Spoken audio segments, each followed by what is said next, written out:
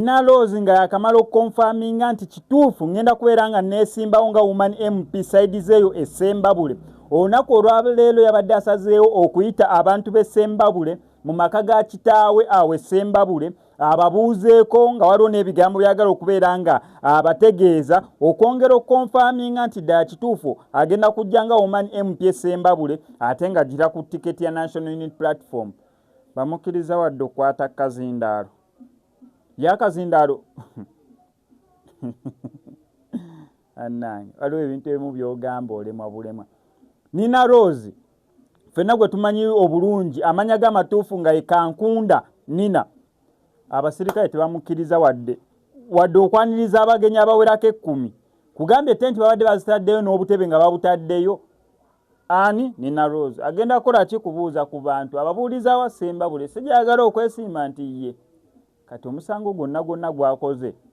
we nabangu tegedde ngenda koma waneno nkibabubulire nti omusango gwakoze baguyita gundi ne gundi kubanga venue lyabadde ataddemu si public place mbuweri open oba kifo kisanyukirwamu oba kisaawe abadde abayise maka ga taatawe era nga bataddewo nga tent kwegamba nga walaga waliwo ko omukolo gw'okubuuza ye omukolo abadde aguyise gwakubuuza ku bantu kyaka yabadde abafumbiddeyoko ne kamera